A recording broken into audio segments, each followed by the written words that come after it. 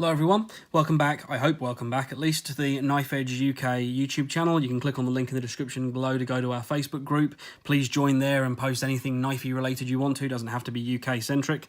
What we're looking at today, well, it's a funky little creature. This is the Famin Vital. It's by Famin and I'm so going to butcher this name, Demongivert. I hope that's right. Two knife designers that have come together to produce these knives, and it's effectively a little custom knife, and I want to show you what I like about it, what I don't like about it, and everything in between. So before we get on to that, let's just put it next to a few other knives for size comparison, because I think that's quite important when we're looking at such a dinky little knife. There we have it next to a UK PK. Let's put it alongside an Urban. So there you go, two quite classic knives for us guys in Europe. We'll put it next to a 3-inch, or just under 3-inch, XM Slippy from Hinderer. What else should we put it against? What do you reckon? We'll put it against a little Northwoods Little Bay. These are two very small knives. And so, yeah, that gives you an idea. That's what you're looking at here. It's a small knife. It doesn't have a very big blade.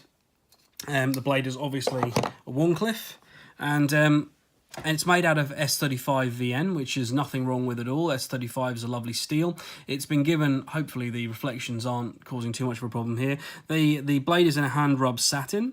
As you can see, the blade stock itself is fairly stout and robust. It's about 3mm there or thereabouts. You then got titanium scales, titanium liner here, lightning strike carbon fibre, or these come in a whole range of different options. There's even some bone carved ones, and I mean it's getting pretty crazy with these. You can also get all sorts of different Damasteel blades and very curious Damascus, time out. I mean, you can go crazy. Then the back, you can see here you have sort of a milled titanium pocket clip, anodized blue. This has all been given a very, very fine sandblasted finish or media blasted finish, which is lovely. You've got the ceramic ball to hold on there, which is very much, you know, your Todd Begg style. Very, very nice little standoffs there, work really, really well. And then, curiously, you have this section here, and that's the interesting thing about the Vital. The Vital is kind of marketed as very much a legal everywhere kind of idea, but on top of that, it's also kind of a mini multi-tool sort of knife on top of it, which I think is quite a nice idea. The actual pocket clip, which works very well as a pocket clip, but it can be used as a money clip as well, and they market that. You've got a mini hex there, which can take mini bits. You've got a little pry tool at the end, or a little flathead screwdriver, a small rasping file, though it's not the sharpest thing in the history of the world, and then a bottle opener at the end here, which does work, and a little carbide glass breaker at the end there for those moments which you never hope occur. So it does have lots and lots of things going on with it, and when I first got this in hand, I was strangely disappointed with it, and there might be a few reasons for that. Well, it is very, very expensive.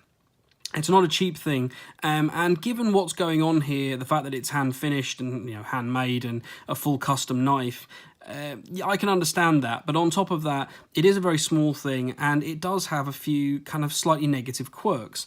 So before we get on to that, let's have a quick closer look at a few interesting things. As I said, the blade is S35 VN, and you can get it in a whole range of different options. Now, the grind isn't terribly thin behind the edge. In fact, it's quite thick behind the edge. And I chose, because of the height of this blade, this is not the original edge, this is my edge. I chose, because of the fact that you have this polished swedge at the top here, which is absolutely beautifully done, I thought that I would put a polished edge, and quite a wide polished edge on it. So this is actually a convex edge done on the KME with the convexing rod, and it's now wickedly sharp. Now, this did not arrive sharp, and I got many apologies for that from the maker, and I'm inclined to believe them when they say that they think something went wrong with this one, which is why it didn't arrive to me as sharp as it should have done, or indeed sharp at all. And I'm going to forgive them on it, to be honest, because I'm going to give them the benefit of the doubt. For the average user that isn't going to sharpen it up, that would be a big deal, but of course you could send it back to them or send it back to wherever you purchased it from. I should have also said the hardware here is all custom. It's blue anodized titanium, really nicely done, and obviously the scales are done in the bronze anodization as well. Now, the back piece, I should have said this as well. This isn't going very well. I'm being a bit rambly. My apologies. Back piece here is also S35VN for the tool section, which I really like that idea. I think that's quite quirky. And as you can see from that point of view, there's quite a lot of quite high-end steel here, titanium, lightning strike carbon fiber, and quite a lot of little details. Now, it's running on phosphor bronze washers. It's as you can see, it's about a 2-inch blade, and it's on a very, very nice friction folder mechanism. It's super smooth. Obviously, this one has been taken down and serviced by me, but it arrived very smooth as well. Centering is very good. Not that you can really see against this dark background, but the centering is excellent. Fit and finish all rounds, very, very nice. And this is effectively a very gentlemanly little thing for you to carry. And that's what I like most about this. This is incredibly non-threatening. I can't imagine even the most nervous person in the world, I don't think, would have a huge problem with this knife. It's just not big. I mean, if I stick it next to just a pen, you can see how small this thing is. It's got no tip, so you can't hurt anyone with it from that point of view. It's just obviously a little tool knife. And if you take it out, particularly if you're using it as a money clip with some money on the back of it, no one's even going to bat an eyelid about this. And I really like that, and it does feel very, very gentlemanly. And with that in mind, it's for mild cutting tasks. This is not for bearing down on. And that's one of the first negatives I could suggest, is that everything here is, as you can see, there's no chamfers which would detract from the lines of this sort of quirky design. It locks in hand really, really quite well, and if you bear down on this, it will hurt. There's a hot spot being generated here, there's a hot spot, let me get this in camera, along this line here against your hand. That's not uncomfortable. It holds well, it's very safe. Even if I take my hand off the back, it can't close. It's very, very good for any sort of light cutting task, for getting into envelopes, for going through a package, for anything that you need it for in an office or something like that. This is great, but it would not be a tool I'd want with me to break down boxes for an hour or so, because I think it would, I wouldn't be surprised if it gave you a few blisters. That said, they do also offer, if you contact the makers of this knife, either of them, they will talk to you about a backspacer in here which has absolutely nothing on it. It's just a flat integrated backspacer. You would need to ship the knife back to them in order for them to fit it beautifully, because I have to say this is flawless in every way. It's all incredibly smoothly done. You would need, as I say, for it to go back to them. But in general, for the things that this is designed for, this is more than ergonomic enough. For anything it's not designed for, this will be uncomfortable. And that's my biggest problem with it, which isn't a big problem, to be honest. Once the edge was sorted out by myself, I do quite like the way it came out. I gave it a very, very slight lifted belly at the front, just to give it a bit more cut into when you're going things, so it's a bit smoother. I don't know why I did that, really. I might go back and flatten it out. I'm not entirely sure.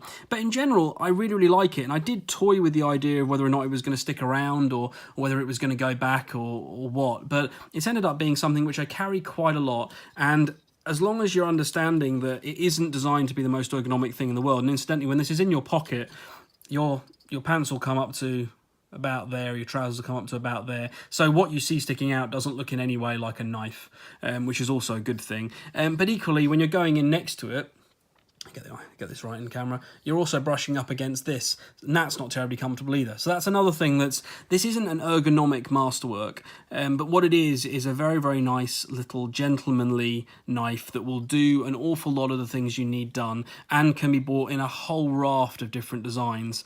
You name it, they'll probably do it for you in terms of how you want this to look. I like this one. I like the lightning strike carbon fiber, and that sort of bronzy color in there, alongside this bronze and the little flashes of blue. I think this is very, very pretty, and the carbon fiber is beautifully smooth and polished. It's a very, very well made little knife. I'm happy to recommend them, but you've got to understand that this is quite expensive. This is a little beautiful statement piece. You don't get a lot of cutting edge for your money here, but you do get a lot of workmanship, and yeah, it's just a lovely thing to own. So yeah, there you go. The Famin Vital. Lovely little knife with some caveats. Thanks very much, guys. Take care. See you at the next review. Bye-bye.